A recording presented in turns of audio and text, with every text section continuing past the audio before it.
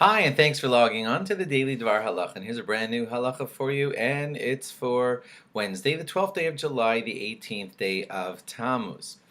We're in the 3 weeks now, officially, and more laws about the 3 weeks for you. You know, during the 9 days, there's no eating meat and or wine unless you have a siyum or something like that. At a siyum, you're allowed to have meat, and I wanted to just give you some of the parameters on that. Let's say you want to make a siyum during the 9 days. You actually finished the Mesechta way back, months and months before Tisha B'Av, but you said, hey, why make the siyum now? Let's delay this siyum by 6.5 months till we get to Tisha B'Av, and till the 9 days, I mean, and then we're going to make a siyum during the 9 days. So that means you delayed the siyum by months and months and months, and you unnaturally made it land inside of the 9 days. So that's not allowed. Same thing with rushing. Let's say you had 35 blot, a whole lot left to do in your siyum, and it was 3 days to the 9 days. So you just learned like crazy, and you kind of rushed and barely, learned well what you did, and you just sped through everything just to make sure that the siyum ends up during the 9 days.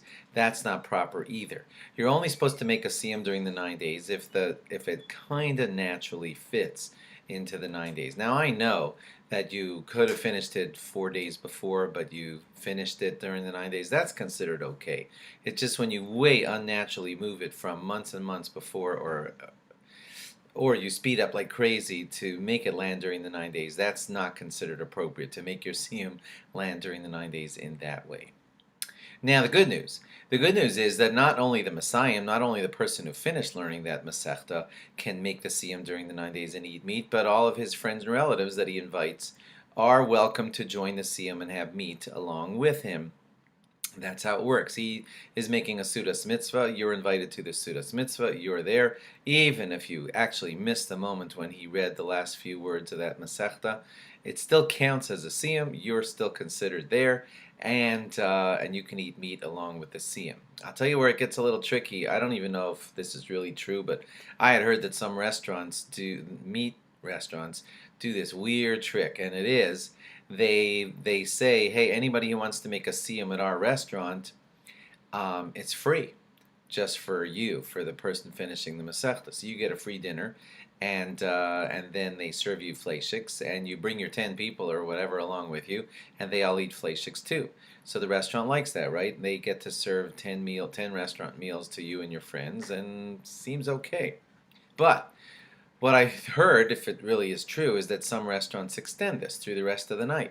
In other words, a guy makes a siyum at 5:30 in the evening, and then the rest of that night they just keep serving meat to everybody who comes into the restaurant and says, hey, it's siyum night. Some guy finished a Mesechta 4 hours ago, so you can come here at 9 o'clock at night and eat your meat meal. Sounds shaky to me.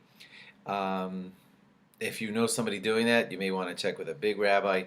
But it sure sounds shaky to me to say that you're part of that siyum just because somebody you don't know finished the Mesechta in that room or building 4 hours before you. That sounds really weird.